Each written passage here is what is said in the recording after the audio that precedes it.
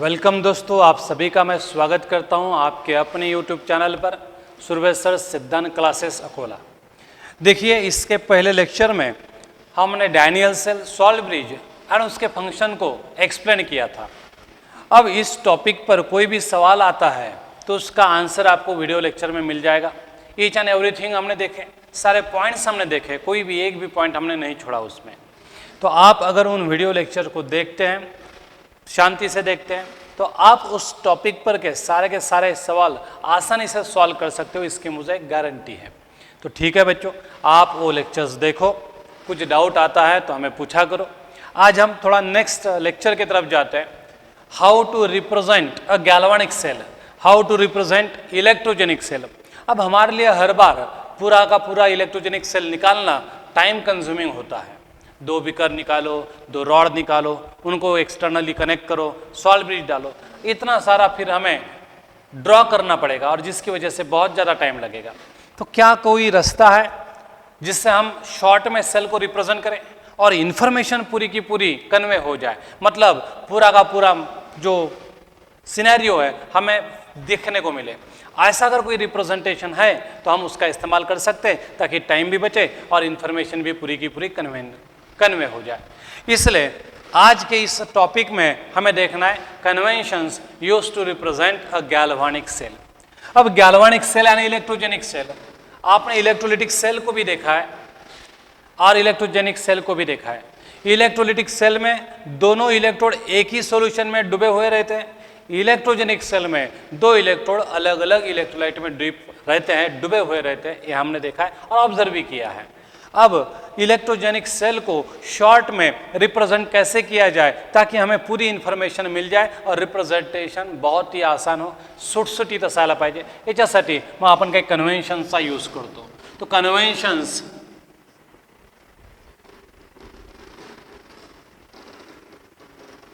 Use to represent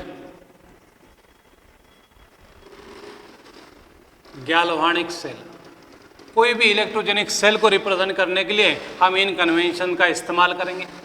देखिए, topic important है, board में इस पर पहले सवाल पूछे जाते थे, आज भी पूछे जाते हैं, नीट में भी इस पर ढेर सारे सवाल पूछे जाते हैं।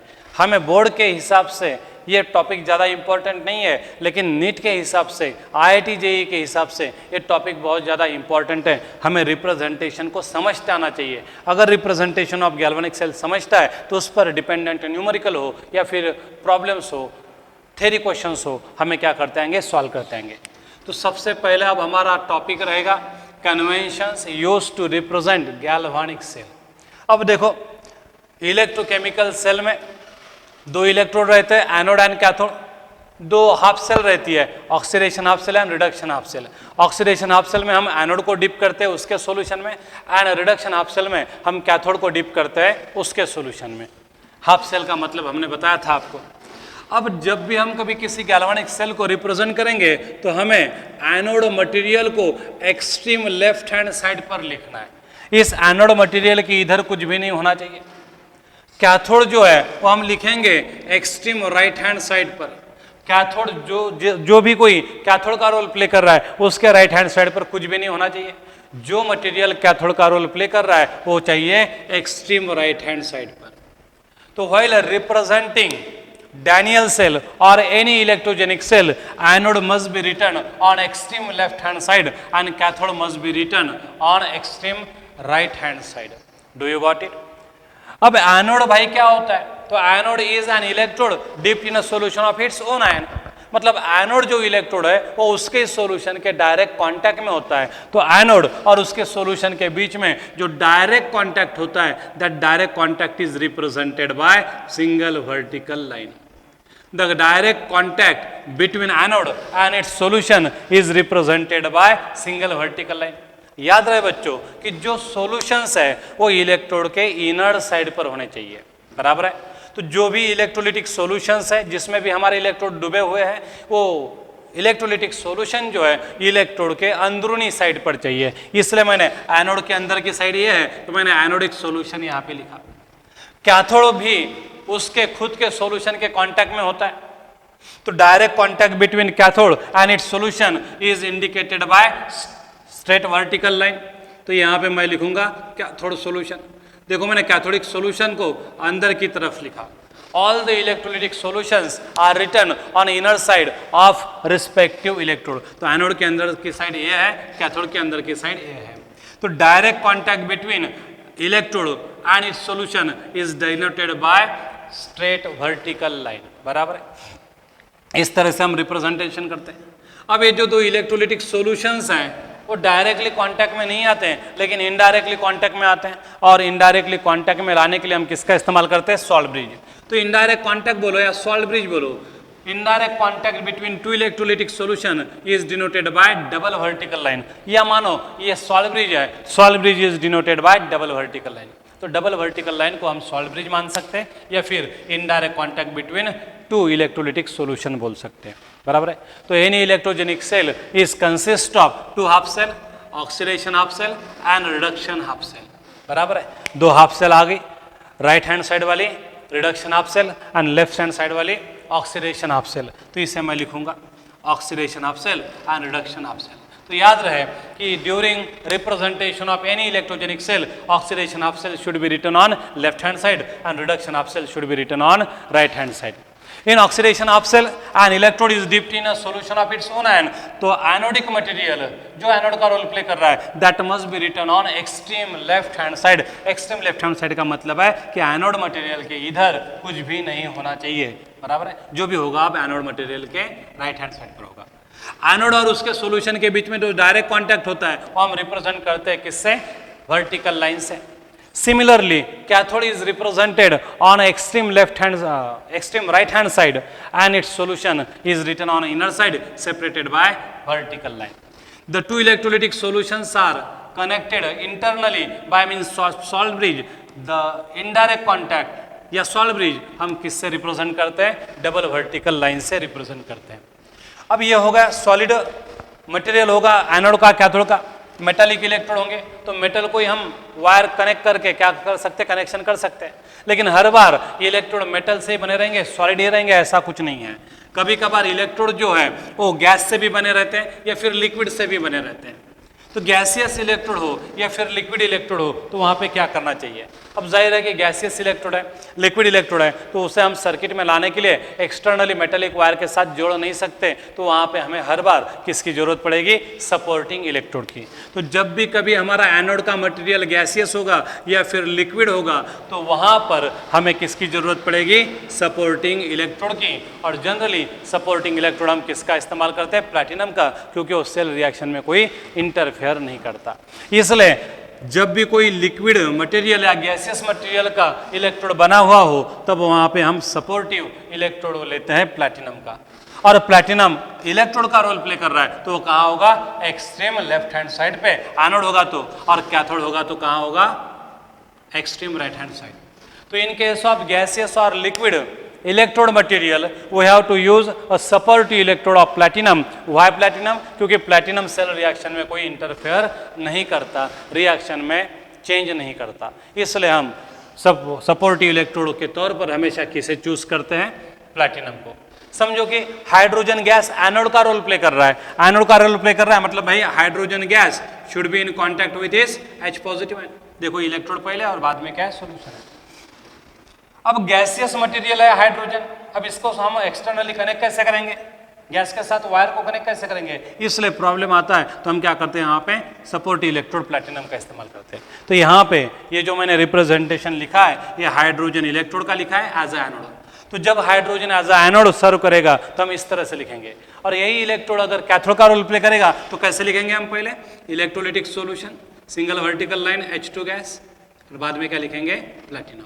तो देखो जो मटेरियल इलेक्ट्रोड का काम कर रहा है वो एक्सट्रीम राइट हैंड साइड पे है। तो इस तरह से हम गैसियस इलेक्ट्रोड हो या लिक्विड इलेक्ट्रोड हो वहाँ पे हम सपोर्टिव इलेक्ट्रोड का इस्तेमाल करते हैं, और वो सपोर्टिव इलेक्ट्रोड कौन होता है? प्लैटिनम होता है। ठीक है। तो अब इसे और ज़्यादा इंफॉर्मेटिव बनाने के लिए हम क्या करते हैं? जो हमारे इलेक्ट्रोलिटिक सॉल्यूशंस हैं उनके मोलर कॉन्सेंट्रेशन हम सिंबल के नीचे लिखते हैं पैरेंथेसिस में। जैसे कि एक्वस ZnSO4 है तो एक्वस ZnSO4 के नीचे मैं क्या लिखूंगा? उसका कॉन्सेंट्रेशन 1 मोलर। CuSO4 है तो उसके नीचे मैं क्या लिखूंगा? 1 मोलर उसका कॉन्सेंट्रेशन लिखूंगा।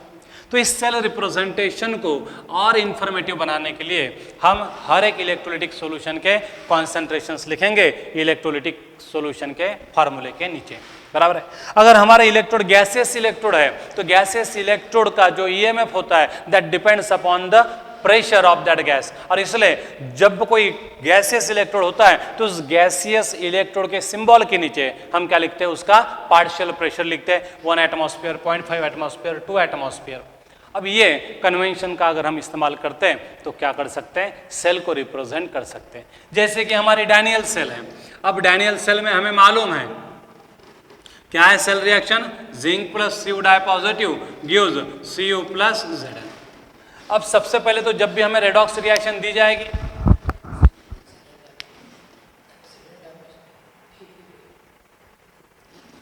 तो जब भी हमें सेल रिएक्शन दी जाएगी, रेडॉक्स रिएक्शन दी जाएगी, net cell reaction is known as redox reaction.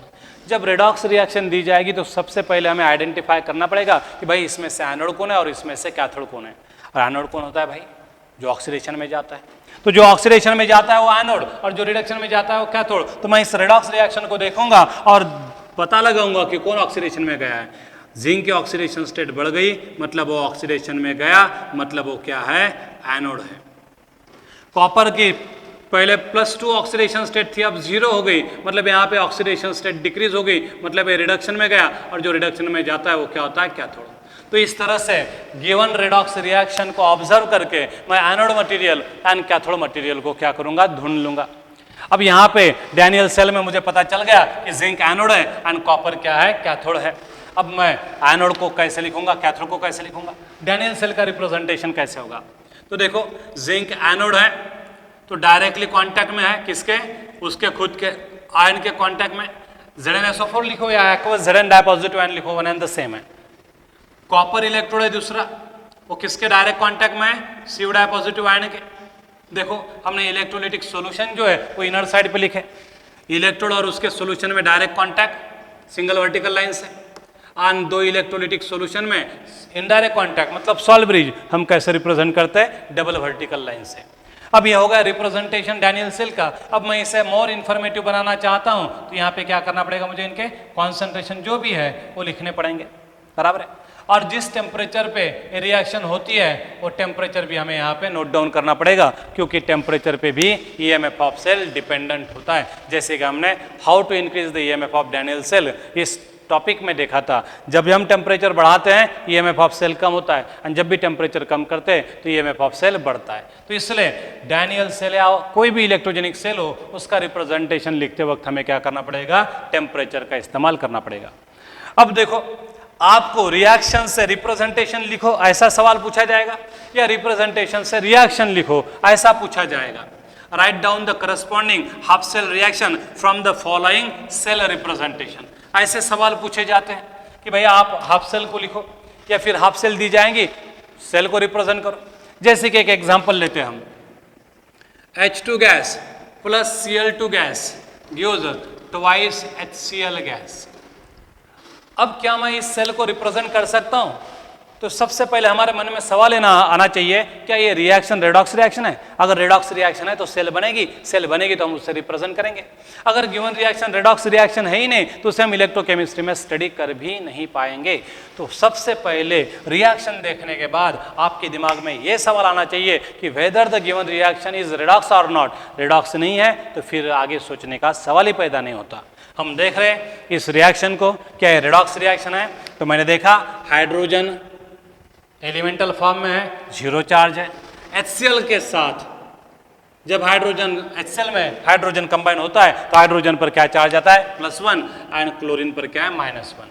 Charge actually वो चार्ज नहीं है, ऑक्सीडेशन स्टेट्स है, अपीरेंट चार्जेस है। तो HCl में हाइड्रोजन की ऑक्सीडेशन स्टेट +1 है एंड Cl की ऑक्सीडेशन स्टेट -1 है। इधर क्लोरीन एलिमेंटल फॉर्म में था 0 चार्ज, यहाँ पे -1 चार्ज। अब सीधा सीधा दिखाई दे रहा है कि हाइड्रोजन की ऑक्सीडेशन स्टेट बढ़ गई, मतलब वो ऑक्सीडेशन में गया, मतलब वो एनोड का रोल प्ले कर रहा।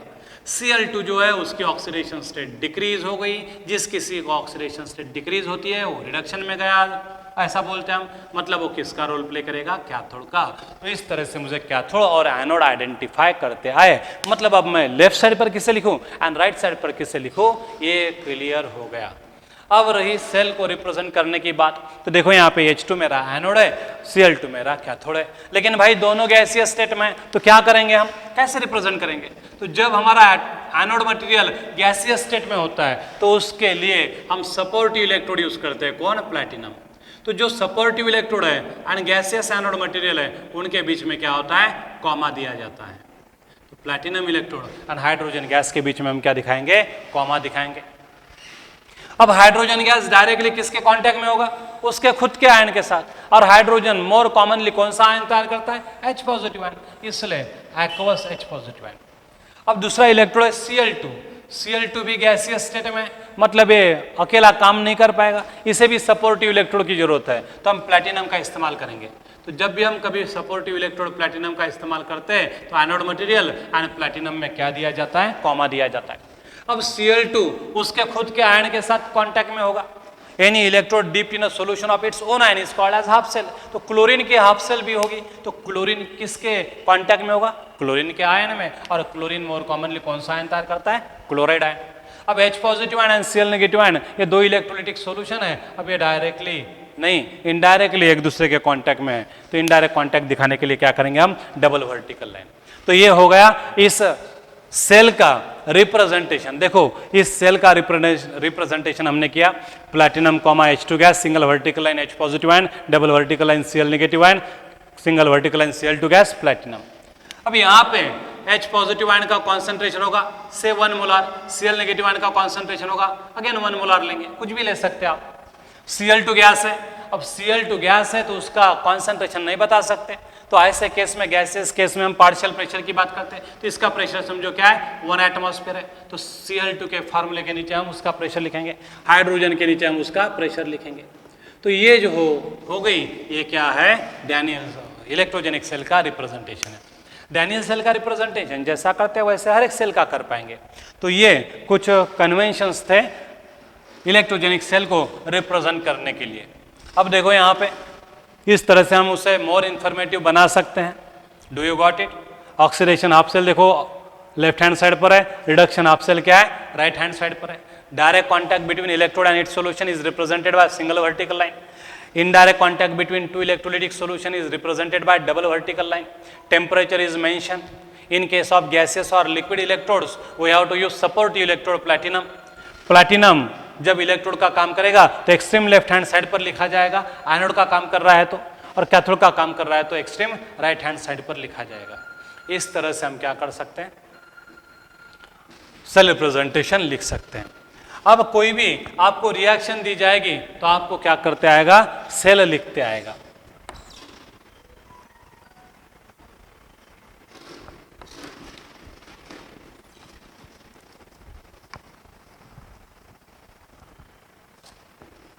अब देखो और भी हम एक एग्जांपल लेते हैं। H2 gas plus O2 gas gives twice H2O। तो सवाल पहला ये रहेगा कि क्या भाई मैं इसके लिए सेल का रिप्रेजेंटेशन लिख सकता हूं? तो आपको सबसे पहले ढूंढना पड़ेगा कि whether it is redox reaction और नॉट। तो ये रेडॉक्स रिएक्शन है क्योंकि हाइड्रोजन पर पहले 0 चार्ज था, +1 है, ऑक्सीजन पर पहले 0 चार्ज था, -2 है। मतलब हर एक की ऑक्सीडेशन स्टेट बदल गई, मतलब ये डेफिनेटली किसका एग्जाम्पल है, रेडॉक्स रिएक्शन का। रेडॉक्स रिएक्शन का एग्जाम्पल है तो हम सेल कंस्ट्रक्ट कर सकते हैं, बराबर है। अब यहाँ पे ऑक्सीडेशन में कौन जा रहा है, हाइड्रोजन, एंड रिडक्शन में कौन जा रहा है, ऑक्सीजन। तो एनोड और कैथोड मटेरियल का भी पता चल गया। हाइड्रोजन हमारा एनोड है तो उसको हम एक्सट्रीम लेफ्ट हैंड साइड पर लिखेंगे।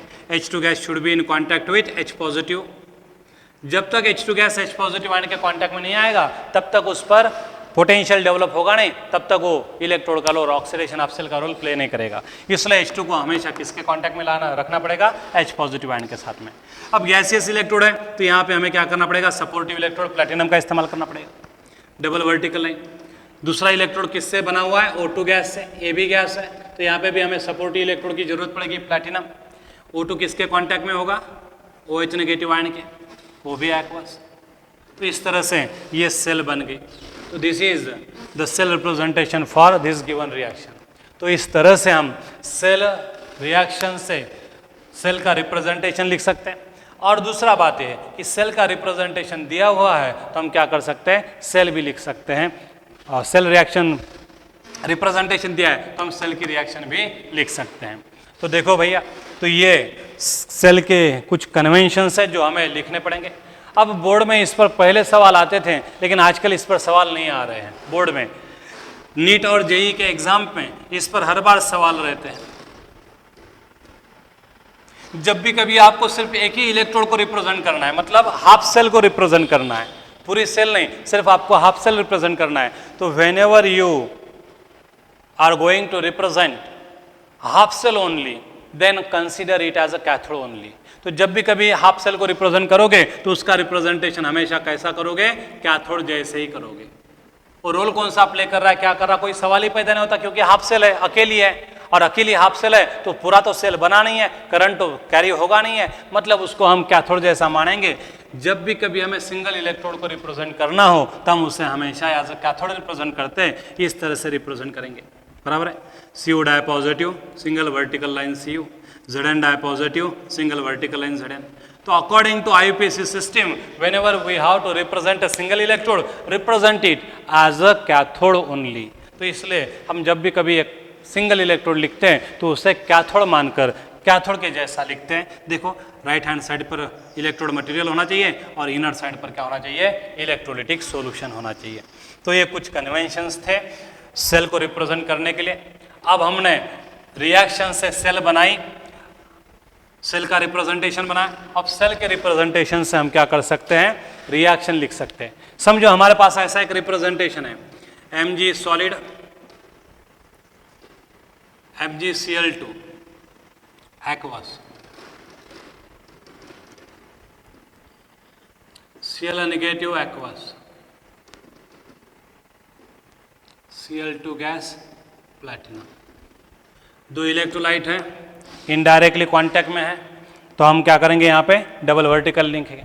अब ये सेल दी हुई आपको और पूछा गया कि right the net cell reaction, net cell reaction लिखना है इसका, तो क्या करना है, तो हमें ऑक्सीडेशन हाफ सेल लेफ्ट वाली रहती है मालूम है, रिडक्शन हाफ सेल राइट वाली रहती है, ये भी मालूम है। तो ये रिडक्शन हाफ सेल है, यहाँ पे ऑक्सीडेशन हाफ सेल है, मतलब रिडक्शन कहाँ होगा, ऑक्सीडेशन कहाँ होगा, पता चल जाएगा। अब यहाँ पे ऑक्सीडेशन हाफ सेल समझ में आ गई, पता चल गई, रिएक्शन कैसे लिखेंगे। तो देखो, जब भी कभी इलेक्ट्रोड मेटल का बना हो, याद रखिएगा, जब भी कभी इलेक्ट्रोड मेटल का बना होगा तो हमें सीक्वेंस क्या मिलेगा, रिएक्टेंट गिव्स प्रोडक्ट। MgCl2 को मैं Mg डाई पॉजिटिव आयन भी लिख सकता हूँ। तो whenever electrodes are made up of metals, तो सीक्वेंस क्या होगा, रिएक्टेंट गिव्स प्रोडक्ट, बराबर है। तो इसलिए ये रिएक्टेंट और ये प्रोडक्ट है, मतलब ये रिएक्टेंट साइड पर होगा, ये प्रोडक्ट साइड पर होगा। अब ये Cl2 नॉन मेटल है, याद रखिएगा, जब भी कभी नॉन मेटल इलेक्ट्रोड मटेरियल का काम करेगा, जब भी कभी नॉन मेटल इलेक्ट्रोड मटेरियल का काम करेगा तो हमेशा सीक्वेंस क्या लिखना है, product is obtained from reactant. क्या लिखना है, product is obtained from reactant, ऐसा लिखना है। अब आपको प्रोडक्ट पता चल गए, रिएक्टेंट पता चल गए, तो आप क्या कर सकते हो, रिएक्शन लिख सकते हो, Mg plus Cl2 gives Mg di positive plus twice Cl negative, balance जो करना है इसलिए। या फिर आप ऐसे लिख सकते हो, MgCl2 gives Mg plus Cl2 gives MgCl2। हो गया अपनी सेल रिएक्शन, बराबर है। तो इस तरह से हमारा इलेक्ट्रोड मटेरियल है, मेटल है कि नॉन मेटल है, वो अगर पता चलता है तो हमें सीक्वेंस पता चल जाएगा। मेटल होगा तो reactant gives product, non metal होगा तो product is obtained from reactant. समझो दोनों मेटल के इलेक्ट्रोड है तो क्या होगा, दोनों मेटल के इलेक्ट्रोड होंगे तो देखो डैनियल सेल का एग्जांपल लेते हैं। Zinc solid, single vertical line Zn di positive ion, double vertical line Cu di positive ion, single vertical line Cu। याद रखिएगा, जब दोनों इलेक्ट्रोड मेटल के बने होंगे तो सोचने की बात नहीं है, reactant gives product, reactant gives product. दोनों अगर इलेक्ट्रोड मेटल के हैं तो reactant gives product, reactant gives product. Reactant पता चल गए तो रिएक्शन लिख पाओगे, Zn plus Cu di positive gives Zn di positive plus Cu। दोनों इलेक्ट्रोड मेटल के बने हो तो सीक्वेंस क्या होगा, reactant gives product, reactant gives product, मतलब आपको हाफ सेल भी आसानी से लिखते आएगी, Zn gives Zn di positive and plus 2 electron. इस हाफ सेल की रिएक्शन क्या होगी, Cu di positive plus twice electron gives a Cu। अब इन दोनों को ऐड करेंगे तो आपको क्या मिलेगा, नेट सेल रिएक्शन। तो इस तरह से आपके सेल में दोनों मेटल की इलेक्ट्रोड है तो सीक्वेंस क्या चाहिए, reactant gives product, reactant gives product. अगर आपके सेल में एक मेटल और एक नॉन मेटल है, समझो मेटल एनोड है, तो क्या होगा, मेटल के लिए हमेशा सीक्वेंस क्या रहेगा, रिएक्टेंट गिव्स प्रोडक्ट, और नॉन मेटल के लिए सीक्वेंस क्या रहेगा, product is obtained from reactant. समझो कभी कभार हमारा नॉन मेटल का इलेक्ट्रोड एनोड का काम कर रहा हो, एनोड का काम कर रहा हो नॉन मेटल का इलेक्ट्रोड, जैसे कि समझो दो हैलोजन्स है, उसका एक सेल हम लिखेंगे,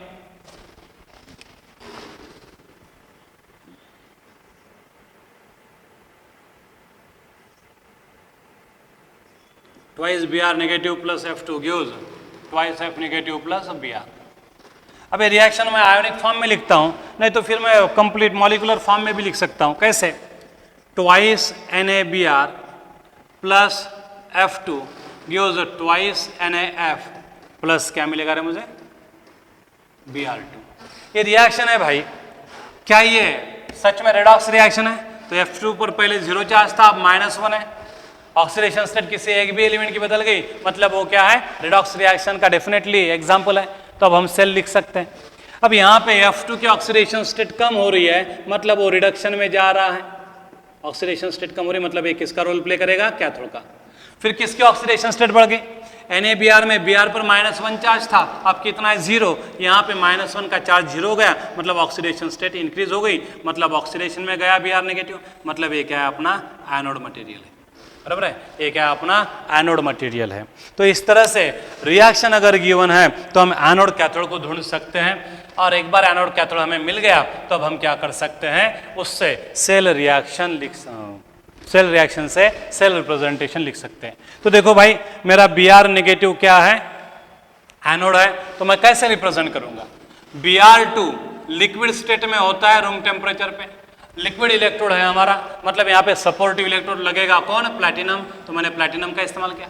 Br2 किसके कांटेक्ट में होगा, उसके खुद के आयन के साथ होगा, इसलिए मैंने Br के जो आयन है Br नेगेटिव वो इनर साइड पे लिखे। कैथोड कौन है, F2, लेकिन F2 गैसियस स्टेट में होता है, यहाँ पे भी सपोर्टिव इलेक्ट्रोड की जरूरत लगेगी, इसलिए मैंने प्लैटिनम लिखा कॉमा करके। अब F2 किसके कांटेक्ट में है, F नेगेटिव आयन के, उसके खुद के कांटेक्ट में होगा। Br नेगेटिव और F नेगेटिव एक दूसरे के इनडायरेक्ट कांटेक्ट में है, इसलिए मैं यहाँ पे क्या लिखूंगा, डबल वर्टिकल लाइन।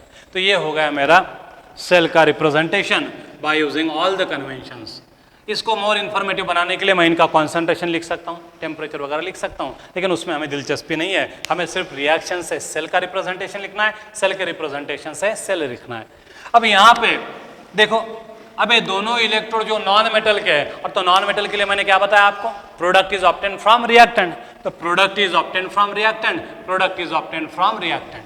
तो नॉन मेटल के लिए उल्टा होता है, मेटल के लिए reactant gives product, reactant gives product होता है, नॉन मेटल के लिए product is obtained from reactant, product is obtained from reactant. तो क्या होगा, Br नेगेटिव रिएक्टेंट है, Br2 प्रोडक्ट है, F2 रिएक्टेंट है, और F नेगेटिव क्या है,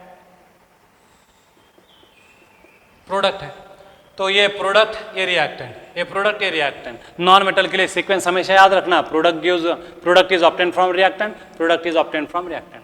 तो यहाँ पे मैं अब इसको बैलेंस करने के लिए क्या कर सकता हूँ, इस तरह का कर सकता हूँ। अब ट्वाइस Br नेगेटिव लिखो या ट्वाइस NaBr लिखो, वन एंड द सेम है। ट्वाइस F नेगेटिव लिखो या ट्वाइस NaF लिखो, वन एंड द सेम है। देखो वही रिएक्शन हमें मिल गई। तो इस तरह से हमें रिएक्शन से सेल का रिप्रेजेंटेशन करते आना चाहिए, और सेल के रिप्रेजेंटेशन से रिएक्शन लिखते आना चाहिए। जब भी सेल दी जाएगी तो आपको इलेक्ट्रॉन कितने ट्रांसफर हो गए, क्या ट्रांसफर हो गए, इसके लिए हाफ सेल रिएक्शन लिखते आना चाहिए। जब हाफ सेल रिएक्शन लिख पाओगे तो एडिशन करके नेट सेल रिएक्शन भी मिल जाएगी। तो ये थे भाइयों conventions used to represent the electrogenic cell. ये सिर्फ डैनियल सेल के लिए नहीं, सारे सेल के लिए लगता है।